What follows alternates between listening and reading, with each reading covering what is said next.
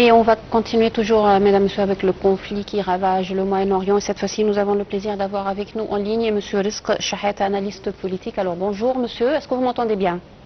Oui, bonjour, je vous entends très bien. Alors, monsieur Chahata, bien sûr, on parle de ce conflit qui ravage la région depuis samedi dernier. C'est vrai qu'il y a plusieurs parties qui sont impliquées dans cette guerre, dans ce conflit. Est-ce qu'on pourra voir dans les jours qui viennent plus de pays impliqués, surtout avec des déclarations comme celle du ministre des Affaires étrangères de la France, qui se dit prête à aider, bien sûr, les pays du Golfe, ou bien sûr d'autres pays comme Chypre, dont des bases ont été attaquées par l'Iran. Est-ce qu'on pourra voir une implication plus élargie de pays dans cette guerre? Oui, en parlant de la France, on sait que la France n'a pas été prévenue de l'initiative de M. Trump. Maintenant, la France, elle essaye de faire ce qu'elle peut. Elle a envoyé le porte-avions Charles de Gaulle dans la région et elle essaye quand même de minimiser les dégâts. C'est vrai, si on a un mot à utiliser aujourd'hui, c'est que le monde est en guerre. Il est en guerre dans la région, mais il est en guerre aussi partout dans le monde. C'est vrai qu'on a senti une absence de la Russie dans cette guerre, mais il y a beaucoup de choses qu'on ne connaît pas encore. Je pense aussi que l'Iran, elle est partie vers une politique suicidaire. Aller attaquer ses voisins, c'est la pire des choses qu'il fallait faire. Maintenant, c'est vrai que ce conflit n'est pas d'aujourd'hui, c'est un conflit qui existe depuis 1979, depuis que l'Égypte a fait la paix avec Israël, et depuis la révolution iranienne avec Ayatollah Khomeini, que lui, il vivait en France avant, et depuis 47 ans, nous vivons sous tension à cause de ce régime aussi, à cause des passes d'Aran, et on ne peut pas continuer comme ça. Heureusement que l'Égypte, elle essaye d'appliquer une politique de stabilité et de paix dans sa région, mais ce qui se passe aujourd'hui dans cette région est vraiment suicidaire. Alors, est-ce que vous pensez, monsieur Chahata, qu'il y a toujours une chance pour les efforts de médiation? Est-ce qu'on pourra revenir à la table des négociations et arrêter cette guerre pour essayer de parvenir à une solution pacifique, ou c'est déjà trop tard? Aucune guerre au monde ne se termine pas qu'avec des négociations. L'objectif d'une guerre, c'est de ramener tout le monde à une table de négociation. Ça sera le cas. Ce sera le cas, à quel prix, qui va perdre quoi, le pétrole qui augmente avec des prix extraordinaires aujourd'hui à cause du conflit, le détroit d'Ormuz qui est fermé, le canal de Suez pour nous, l'Égypte aussi, qui a subi pas mal, depuis plusieurs années, on subit pas mal de pertes de revenus. Et donc, on va finir par venir sur une table de négociation. Maintenant, qui gouverne l'Iran aujourd'hui? On ne le sait pas encore. Qui va prendre le pouvoir en Iran? Le peuple iranien, est-ce qu'il va rester encore spectateur ou est-ce qu'il va bouger? On ne sait pas.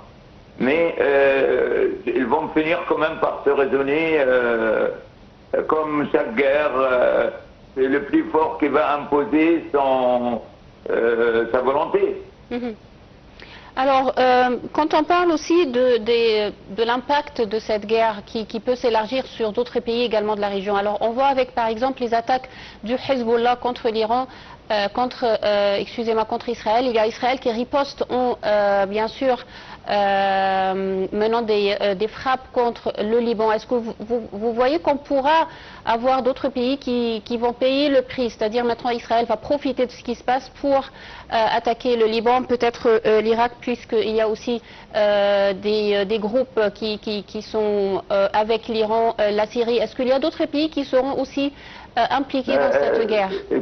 Écoutez, on connaît tous maintenant la politique de M. Netanyahou. Il profite de n'importe quelle occasion. Le Liban, il paye le prix malheureusement. Je ne savais pas que Hezbollah existe encore. Je croyais qu'ils avaient déjà fini avec Hezbollah.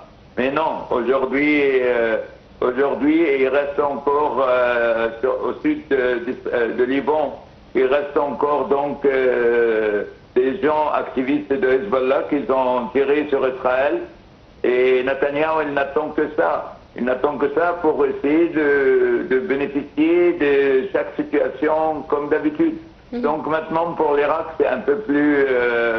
c'est peu probable hein, pour l'Irak, mais le Liban, déjà... en fait, ces milices, que ce soit Hezbollah, que ça a été dans le temps, c'était Hamas, maintenant Hezbollah, ces milices-là, ils ne font que le plus grand mal, eux aussi, à la région avec Israël, bien sûr. Et donc, le Liban doit se ressaisir, l'armée libanaise doit prendre vraiment le pouvoir sur les milices de Hezbollah, le monde il ira mieux en ce moment-là. Mais c'est vrai, aujourd'hui encore, on n'a pas, malgré l'effort d'Égypte, malgré la conférence de la paix de Sharm el-Sheikh, malgré tous les efforts qu'a fait l'Égypte pour stabiliser la région, le chemin, il a l'air d'être encore long. Alors, Monsieur Shahata, j'aimerais parler aussi des répercussions économiques de cette guerre. C'est vrai que l'économie mondiale va souffrir énormément de cette guerre sur le cours. C'est-à-dire, dans ces jours-ci, on commence à voir déjà les indices boursiers qui sont affectés. On a les prix de pétrole, de l'or. Et certainement, il y aura des répercussions à long terme également. Alors, comment, selon vous, le commerce international et l'économie mondiale seront affectés par cette guerre? Plus cette guerre sera courte, plus on peut se ressaisir de nouveau. Et c'est l'objectif de M. Trump, c'est de raccourcir au maximum cette guerre. Mais là, il profite bien sûr de l'absence totale de défense iranienne pour détruire le pays. Au fait, il faut faire la différence entre une nation, un pays et le régime de ce pays-là. Et donc, lui, il a réussi à décapiter la tête de l'Iran, à se débarrasser donc de l'ayatollah Khamenei. Maintenant, il faut quand même, l'Iran c'est un grand pays et on ne peut pas se permettre de détruire un pays comme ça. Parce que les peuples et les nations y restent. Et donc, il est temps de vraiment d'arrêter. Je pense que la France et peut-être l'Égypte aussi insister le feu dans ce conflit. Et il faut mettre la pression sur les belligérants, c'est-à-dire les États-Unis, Israël et l'Iran. Et c'est ce qu'il faut par rapport à nos pays de Golfe. Attaquer l'Arabie Saoudite, attaquer Oman, attaquer le Koweït, attaquer les Émirats. Bien sûr, ça va augmenter énormément le prix de pétrole, malgré le fait que le conseil de producteurs de pétrole, il va se réunir peut-être le 5 avril pour essayer d'augmenter la production. Mais il y a peu de marge, il y a peu d'espoir, et il faut que la raison l'emporte. Une dernière question, Monsieur Shahata, la communauté internationale, qu'est-ce qu'elle peut faire et comment elle doit agir dans ces moments? Ben moi, il y a une organisation qui me fait stupéfier, qui est absente, qui ne sert plus à rien, c'est les Nations Unies et le Conseil de sécurité. Si ils ont un rôle à jouer depuis 1945 jusqu'à aujourd'hui, c'était de travailler pour arrêter les guerres. Or, on voit l'absence totale des Nations Unies. Le Conseil de sécurité, bien sûr, il est gouverné par 5 pays permanents et chacun cherche son intérêt. Et donc, on remarque qu'un échec total pour les Nations Unies, malheureusement. Je vous remercie infiniment, Monsieur Rizk Shahata. Je rappelle, vous êtes analyste politique. Merci beaucoup pour ces déclarations. Merci.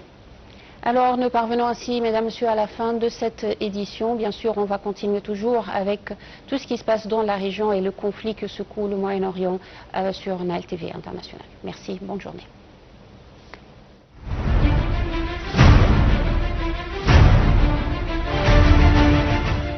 International law and international humanitarian law must always be respected.